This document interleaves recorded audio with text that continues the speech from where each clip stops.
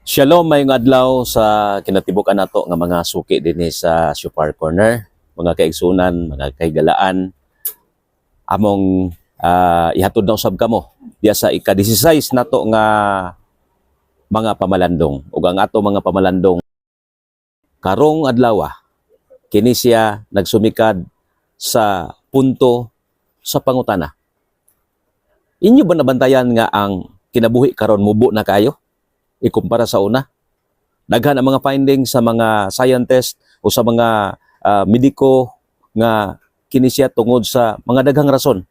Apan ang kasulatan nag-ingon nga tahura ang imuhang inahan ug ang imong amahan aron ang imuhang adlaw sa kinabuhi kini magahataas. Kini siya mo'y balaod nga gihatag sa atong hamang langiton nga mutaas ang edad sa tao ug dili mahimo nga mubo ang edad sa tao. Dili mahimong rason ang ubang mga butang kung dili kini mo itinuod nga rason. Tungod kay mga tao karon wala nay pagtahod o wala nay paghigugma sa ilang mga ginikanan. Ang Exodo 20 bersikulo 12 nag-ingon, "Honor thy father and thy mother so that your days will be prolonged."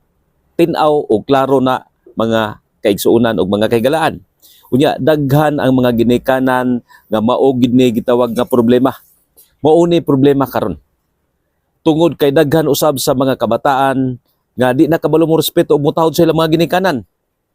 Rason nga nagmubo ang kinabuhi nining kalibutan na. Problema sa mga bata, dili na kahibalong mulantaw sa ilang mga ginikanan. Bisan mga pagtabang sa mga panimalay, dili na mutabang, dili na masugo. Magsige na lang og cellphone. Magsige na lang og entertain sa ilang kaugalingon. Gani, doon na pa'y mga panahon nga kung ang mga ginikanan mo aksyon nagtigulang, wala na kakayahan silang kinabuhi, wala na ikahatag, ilan ang buybuyon, ilan ang tunglohon ug makadungog og mga dili maayo ang mga tigulang. Gani kini siya dili lang kay sa atong panahon karon, kundi karong mga panahon na ato gid siyang nasaksihan og nakita.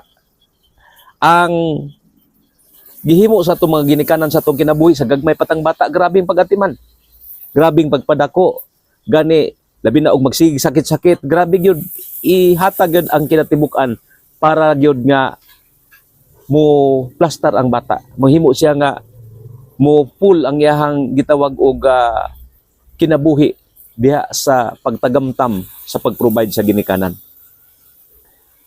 Unya kutob sa maabot gyud sa ginikanan, gani di na gani kapalit og unsay palito nila nga personal ang mga ginikanan tungod kay wala na gihatag na tanan sa mga anak. Naay duha